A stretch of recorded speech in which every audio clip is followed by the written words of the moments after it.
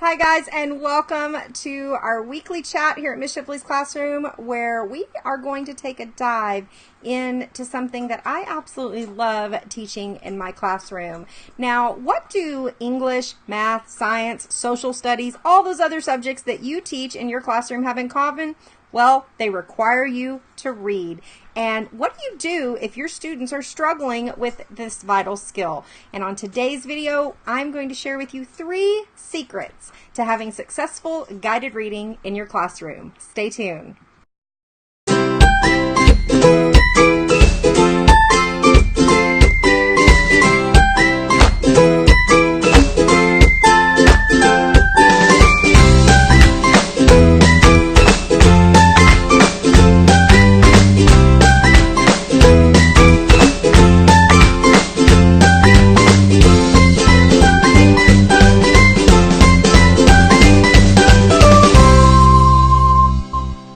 Hi guys, and welcome back to Miss Shipley's Classroom. I'm Farrah Henley. I'm the creative behind Miss Shipley's Classroom, Miss Shipley's Classroom Digital Learning Lab, and the Field Trip Teacher Podcast.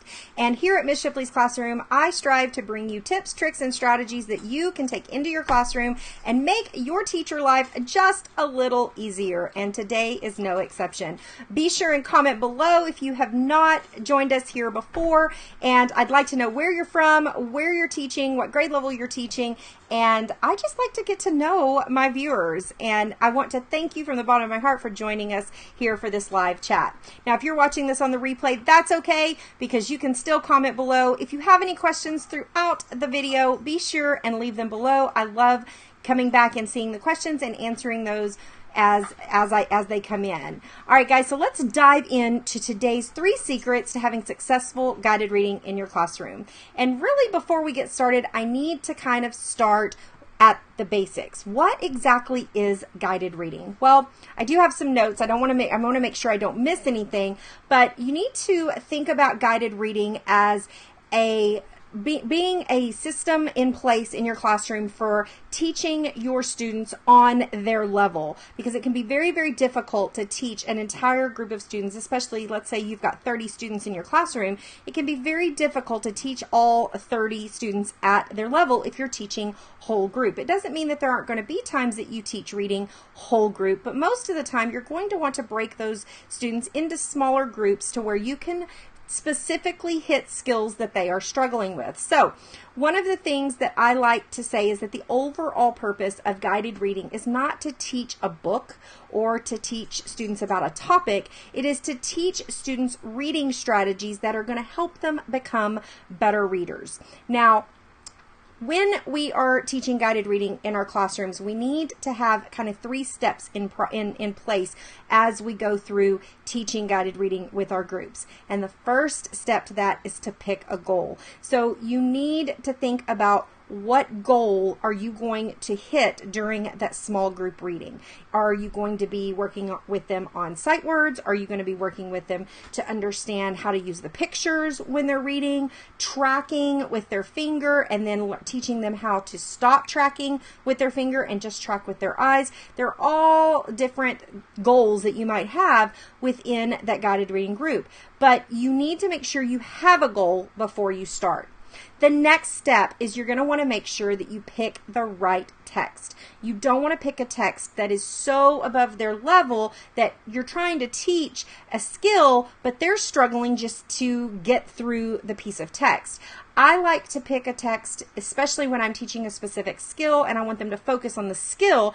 I like to pick a text that's actually easy for them, because then they're not so caught up in the fact that they're struggling to actually read the piece of text. So when I'm focusing on a specific skill that doesn't need the text to be above their grade level or have them struggle a little bit, I will pick a text that's going to be easy for them to read so we can focus on that skill.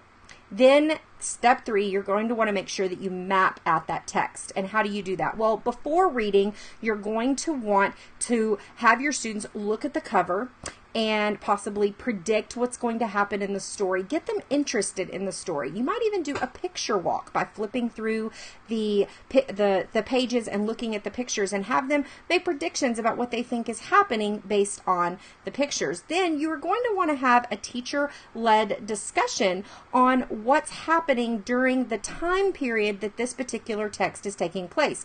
For example, let's say that you are reading a text on Amelia Earhart, and your students obviously are going to need to have some sort of context as to what was going on during that time period, as to why it was such a big deal that Amelia Earhart as a woman was being noticed for being a pilot, and especially for what she was trying to achieve. Because in today's day, our little girls are growing up in a great environment to know that they can do anything and nothing can hold them back. But you need to give some context as to why it was such a big deal Amelia Earhart was doing what she was doing based on the current time period. Then you're going to want to group your students based on their skill level, and that way you're not having to hit different levels during your groups. Now, I know this can be hard. It was very hard for me to get it down to even 3 or 4 groups, and sometimes I had as many as 6 different groups because there just wasn't a way to group them into any less groups based on the levels in the classroom. And how you're able to see your students and the schedule and the rotation, that is a topic for another day, but know that you're going to want to break them down into groups based on the level of reading that they're at, and those groups need to be fluid, because sometimes you might have a student who is at a higher reading level, student A and student B, and student A is at a higher reading level, but they're struggling with some comprehension skills that you need to hit on, and this student, even though that they're a lower reading level, are struggling with the same comprehension skill. So you might group them based on the skill that you're going to be covering for that small group. So your small groups need to be fluid, and students can move in and out of them based on what you need to work on them with. You are also going to want to make sure that when you present that text to them, you're going to want to give them interesting facts about the topic that they're reading, or maybe give them a question for them to think about while they're reading. Now, during reading, you're going to want to focus on different skills like summarizing, questioning, making inferences, making connections within the text, whether they're making connections to self, connections to the world, or connecting that text to another text that they've read. You want to kind of bring these in. You don't have to spend a lot of time on them, especially if it's not the skill that you're working on specifically, but you're going to want to try to weave those in during the reading of this text. And you want to try to determine the importance of them reading this text so that it gives them a connection to the text and it makes them more interested in what you're reading.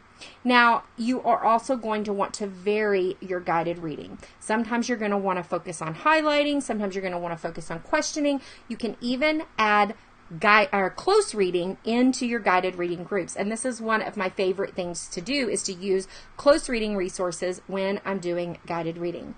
Now, just a side note, I do have a close reading year-long bundle that is for 2nd through 4th grade. It is actually differentiated at 3 different levels. From 2nd grade, it's the same passage but differentiated to 3 different levels, and so each month or each unit of that guided reading resource, you're getting 10 different titles that are differentiated to 3 different levels. And I have a surprise for you 1st grade teachers. We are currently working on getting a 1st grade version of that so that you 1st grade teachers can start implementing some close reading within your guided reading groups as well.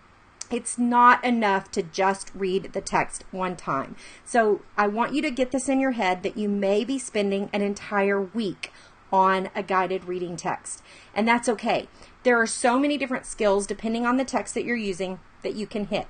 And you may use the same text for a week, you might use it for 2 weeks, and you might teach 4 or 5 different skills throughout the time that they're reading that text. The more times a student reads a text, the more fluent they get in it, and that's okay because that's what we're working on, and practice makes perfect. Just like with any skill, if you don't practice it, you lose it. So don't feel bad don't feel like you're spending too much time reading a specific text. Just think about how you can use that text to teach a different skill, and use the same text over and over and over, and it helps your students with their fluency, and it gets them involved, and the easier the text becomes, then they're able to pick up on those skills that you're trying to teach them. It is a great way, guided reading is a great way to get your students involved in the text, and it helps them with all subjects across the board. I encourage even math teachers, science teachers, social study teachers to really focus and work with your ELAR teachers to make sure that you can kind of see, hey, what is this student working on? What are they struggling with in reading? Because when we are reading a text about a topic in a different class, maybe I can help point things out in different types of text that they're going to be reading in those other classes.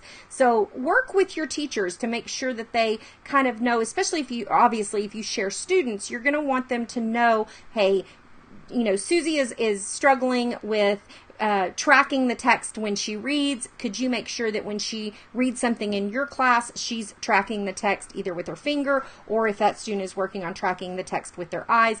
Just work with your teachers to make sure that they know that. All right, guys, that is our tip today, and 3 secrets to guided reading success in your classroom. If you have any questions, don't forget to leave them down below. I love to get your questions, and I come back and I read them and I answer them. And don't hesitate to send me an email at farrahshipley@mrsshipley.com if you have a more sensitive question that you might want to ask specifically about a student, because we definitely don't want to give out that information publicly. Also, I want to give you the opportunity, if you are a teacher creative, you can jump over to iProCreator Academy, and you can make sure that you click this or go to visit this link down below at mrsshipley.com/IPCA, and you can get on the wait list for the next launch of iProCreator Academy, where I'm going to show you how to rock your iPad in your classroom as a teacher, where you can create resources for you to use in your own classroom, or if you're a teacher creative, you can learn how to rock that iPad and become location independent in your business. Now, we just started our first round of students, but the course is going to be launching again soon, so you're definitely going to want to make sure you're on that wait list. If you're a teacher who's interested in having an on-site professional development, you can visit mrsshipley.com/shake up your teaching, and you can find out how you can get an on-site training for yourself and your colleagues. And I love to come in and show how I did my classroom management and even guided reading in my classroom. Guys, don't forget to like and subscribe. Make sure that you hit that notification, and so that you get notified when I upload a new video or I go live. And thank you so much for joining us again. I love our weekly time together, and I can't wait till next week. See you later, guys.